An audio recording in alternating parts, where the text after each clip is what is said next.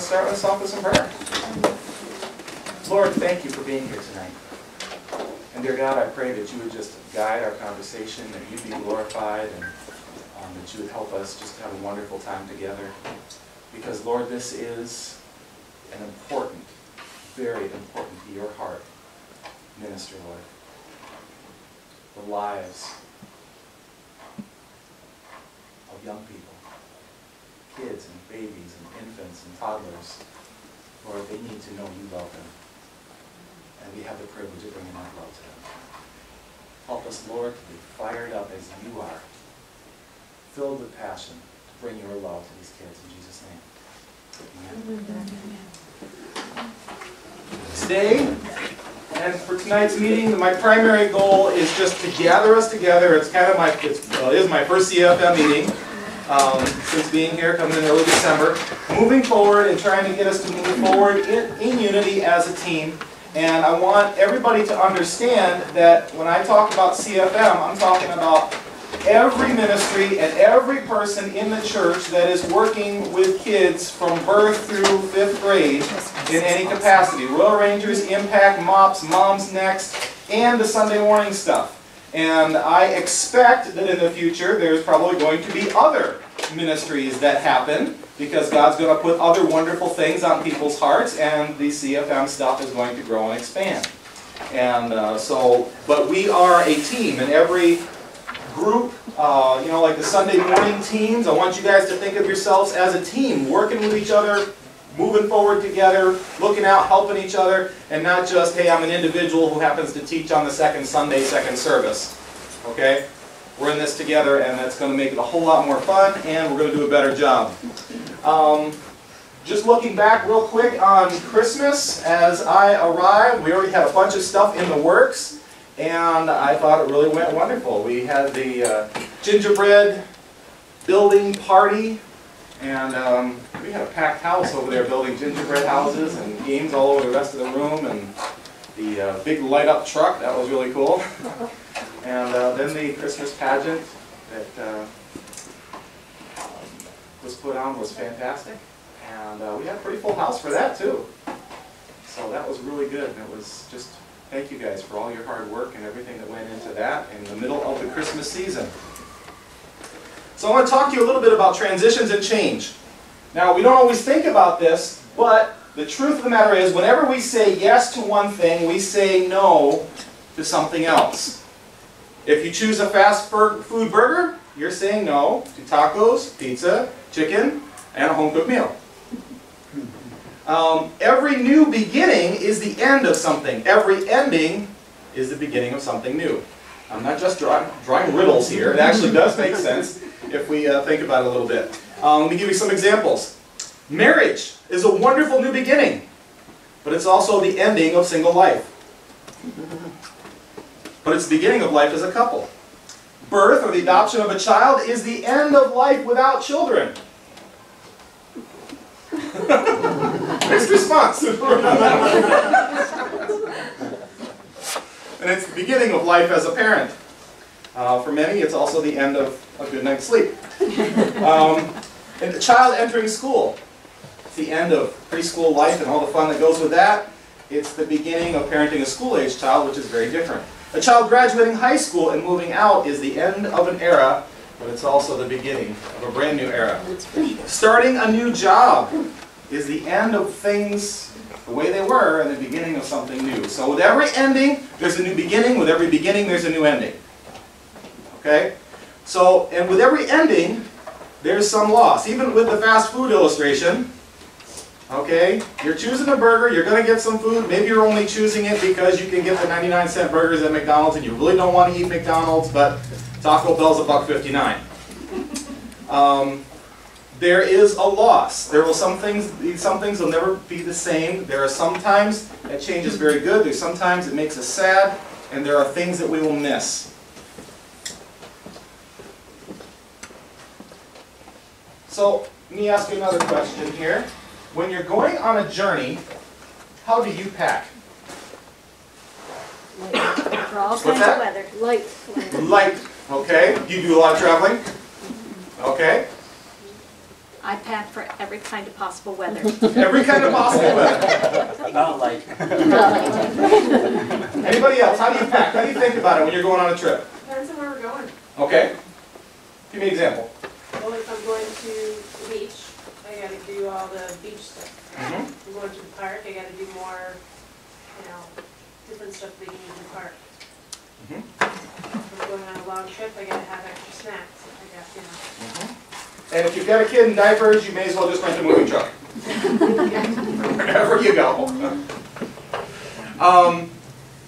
So some people pack as light as possible. Some people pack everything that you could possibly fit in the vehicle that you're using.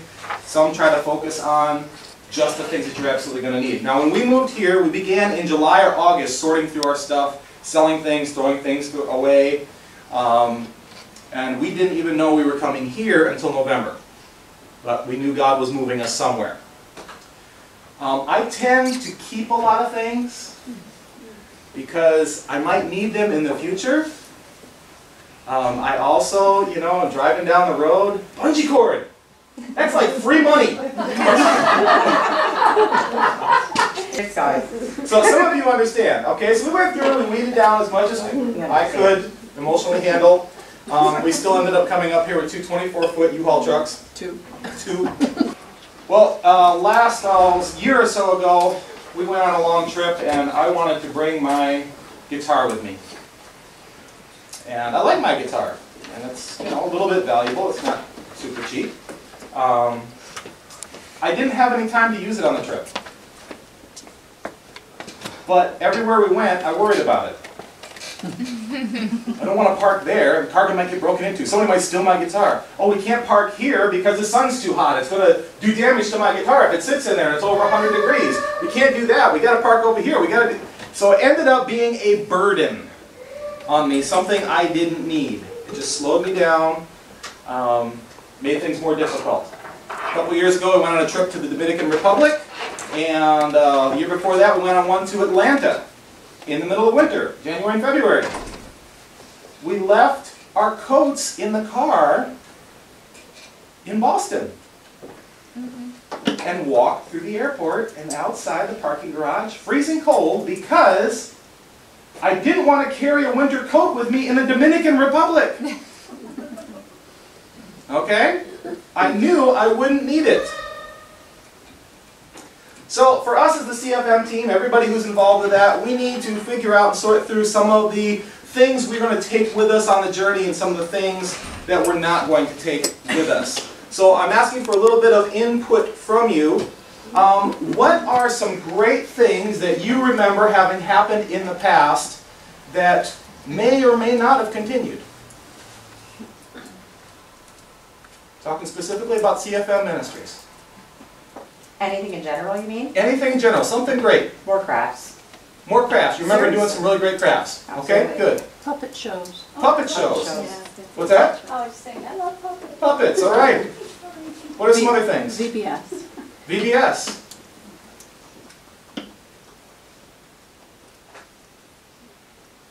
What are some other things that were some really good things? Let me just write a couple of these on the board.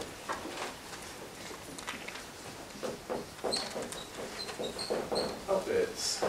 VBS. So that's all the good things that have happened in 30 years? Music. Saying more. Okay. Saying. As in singing during children's programs? Yeah. Worship time, yeah. Okay. Fine, yeah. Okay. What else? Chicken barbecue. Chicken barbecue. That sounds good. What else? Kids, Royal Rangers and pet girls.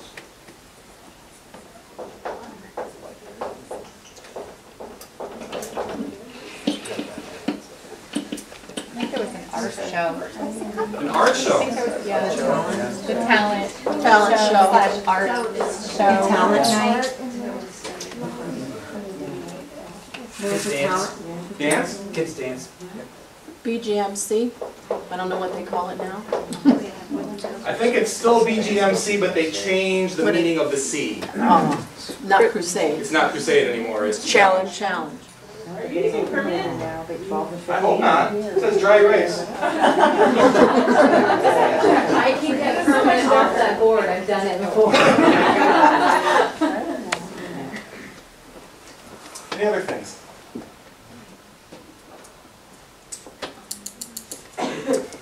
Volleyball. Ice skating.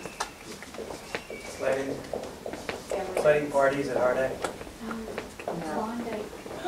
The Klondike. That's right. We did a summer picnic one year down at the beach. Remember that? Very good for every year. That was fun. It's like a bunch of winter houses. We do Six Flags and corn mazes and stuff too. That's right. We used to do mom and pop's dinners. What kind of dinners? Mom and pop's dinners and mops. Theater. Did we do a Theater. theater? Dinner theater. Theaters? Dinner theaters. That was fun. Try not to ask Lance again. He was classic. He was classic. He is. He changed his hat that day. Okay, now, among these, or maybe some others that haven't been mentioned yet, are there some in there that you have some feelings of loss or disappointment that they're not there anymore? And why? Well, my kids are getting older now, so you won't see, I don't know, sometimes Samantha, she used to go out front and dance with the kids and during worship in church, and I miss seeing her doing that. So there's something that's there that they need now, this age group, the 10 through 13, 14 age group. But I have been seeing the little kids going up now to start dancing again, which is good, which is really good, but I'm just saying. Good. What are some other things? You have a sense of loss about things have changed. Like, wow, I missed that.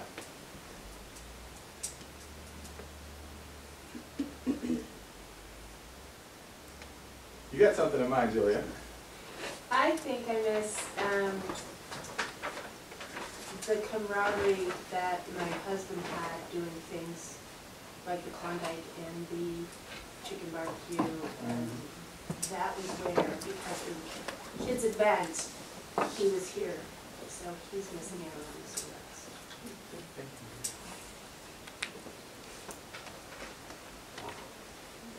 I too miss the events that are really family oriented but don't require a whole lot of planning and work to do, because otherwise that requires everybody here to do the work and be away from their families. So those events that just let you enjoy your family but be with your church family at the same time. Like potlucks. I miss the puppets. I like the change of pace with them. I like the drama with it. Right. And the boy, the kids just go Yeah, crazy. even Samantha helped out. They go crazy. Yeah.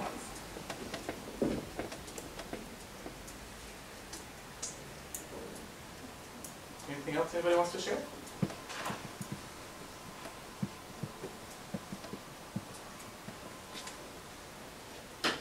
Now, we've had some changes from September, October, November, December, now Pastor Gus is here. What's going on? What are some of the changes, transitions? You know, I've even had a conversation with at least one person that said now that I'm here, they're not really sure where they fit. That's just reality. What are some of the other changes or transitions that you've noticed just in the past 5-6 months? Registration Registration? Okay, what's different? and check-in. We have like a completely different system. Oh, just adding the Yeah. whole system? Okay, yeah. Organized. Yeah. Yeah. What else? Thing. Organized and effective, I think. Are you finding it effective? I don't know.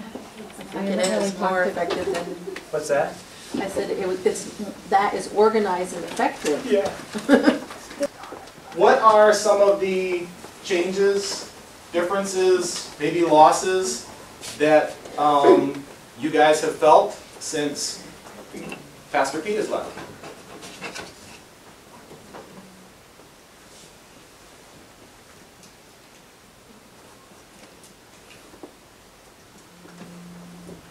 I'm just getting back on board, so I really wasn't back here in this area teaching.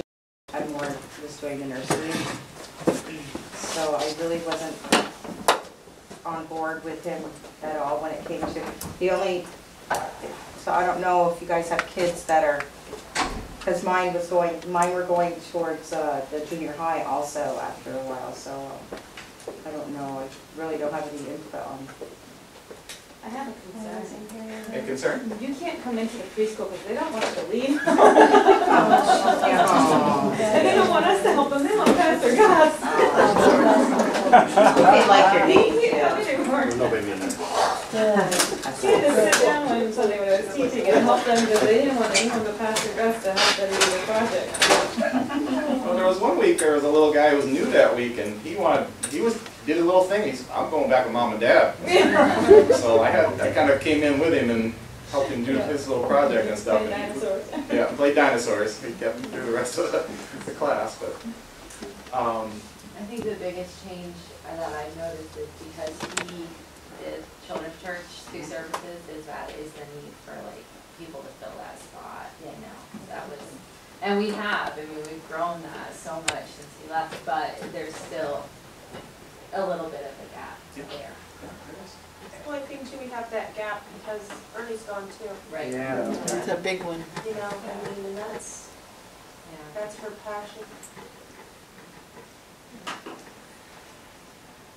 Some of the kids that I know have said that they didn't even want to come back here, just because she's not here. Just because Ernie's not here? She was lively. I'm sure she still is. That's just their way of expressing their wants. Yeah, yeah. And it's real, and that's what they're feeling, and we help each other process through that. Now, I'm not sure, but I just kind of had a feeling from the looks on some of the faces and the kind of pursed lips that there are maybe a few other things, but we're not here to bash anybody, you know, but there are feelings associated with some of these transitions and whatever else. So if there is a appropriate way to share some of those feelings, you know, probably there's other people besides you that are feeling them too. You're comfortable in your role. You seem to be as much as we know you, you seem comfortable and approachable, and you seem to know, have answers when before we didn't have answers, or there was timidity. And I did feel support in the programs that I ran. You didn't feel? And it was hard to run them when the ideas you had were asked to be held on to and waited on. Okay, thank you. I had a similar experience. I felt verbally supported, but when push came to shove, then I felt like I got dropped. So that was hard for me. I felt like I was always told what I wanted to hear, and that it would be completely disregarded as soon as the next person walked in the door. Mm-hmm.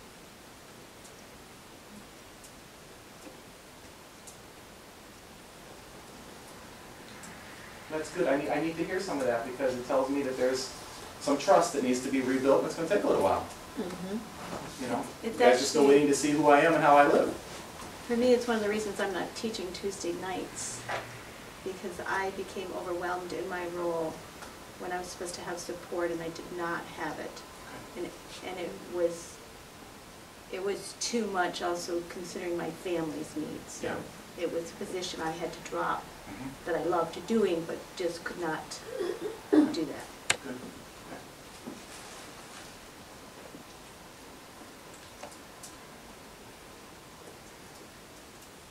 I will say, I appreciate the email to my son to come help out. I started in the church helping out with Barb as a teenager. And so that's, you know, for me, how the passion began. Yeah. To get the email asking for, hey, are you interested? Was a good thing. Good. Well, let's reach back a little bit farther. For some of you, you're going to go, I don't remember that. And some of you, I remember very well. What about the looking back to the changes, the challenges, the emotional stuff that may have gone around the transition from Pastor Gary leaving and the interim until Pastor Pete came? I can address that a little bit personally. I was a little bit not excited that Pastor Gary left, but we in MOPS didn't have support necessarily for our ministry specifically.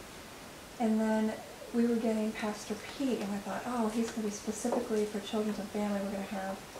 So that sort of hope of ministry support from a pastor specifically was very exciting. Because, you know, we didn't even have a pastor here on Friday mornings when we were meeting, so that's how I kind of felt during that transition. I was sad to see him go, obviously.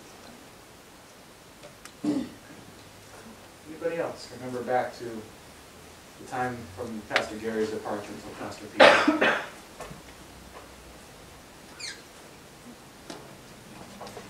I can say, I came in right before Pastor Gary had left. And the one thing that I, thinking back to the board, the one thing that I really appreciated and what I knew was going to miss when Pastor Gary left was that I felt like he really reached out to us as a new family and actually came to Samantha's soccer game and he went out and got a schedule of, you know, kids' activities so that he could come and kind of outside the church be a part of and make you feel like you were supported even outside of the church, which I hadn't ever had that happen before. And then we actually ended up at that soccer game having a conversation, and we were talking about, we were in the middle of thinking about adoption, and we were talking about going back to foster care again. And so he actually had been, you know, involved with the foster care system before. And so out of that conversation, it was like, that was a God conversation that meant to have. And so we got back in foster care and we had our son. So it was all just a positive, you know, at that time, that was just like the great possibility. So that was a positive for us. And we were really impressed because that was at a time when we were just starting to switch churches. And the fact that, wow, so we really thought, wow, the kids program was huge in there. They're actually coming out and sharing with families activities. So I like that part of it. Good. Anybody else? The kids program now, I don't think it's as exciting as it was when I was bringing my kids here. You know, when you're going, hey, how you doing? And they're freaking out because they don't know who you are, you know? So it's that connection that you want the adults to have with kids, even if they're not yours.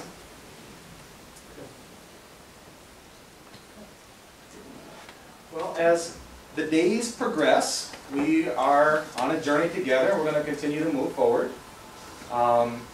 As we're doing that, you know, some of these things that you've experienced in the past, some of the things you missed, some of the hurts that have been had, they're very real hurts. Disappointments, they're very real. Sometimes you're going to run into some things that feel very familiar. Sometimes that's going to be a good thing, and sometimes it's going to freak you out, panic you. Oh no, not again! Okay? But remember, it just feels familiar. It might not be the same thing. And there's going to be other things that don't feel familiar at all. And our tendency can be, oh my goodness, I've never experienced this before. What am I going to do? Ah! Okay? So don't panic then either. Because God's taking us on a whole new adventure.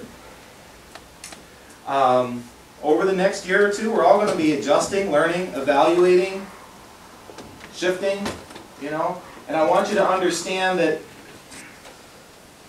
it's not going to be, hey, you know, March 1st, everything's going to be down pat, solid, no issues, it's going to be, that's the way it is. All right? It's not going to be, we're going to be in some kind of flux and adjusting for a while. And I know we tend not to like that, because we're not comfortable, because we don't know what's going to happen based on the past. But how we can overcome those fears is, one, trusting God, and two, talking, asking a lot of questions. Okay? So, I want to know if you're having those panic moments, if you're feeling unsupported, if you're feeling like this really reminds me of something that happened and I don't want to go down that road again, okay? Talk to me. All right? It's going to be a process. There's going to be emotions. I want to be clear about where we're going and why. The most dangerous situation that I think we can face as a team, as a family, as the body of Christ, is when somebody believes that something was said or something happened or we're going a certain way that they're not comfortable with, and they pick up that offense, that hurt, and they don't say anything about it.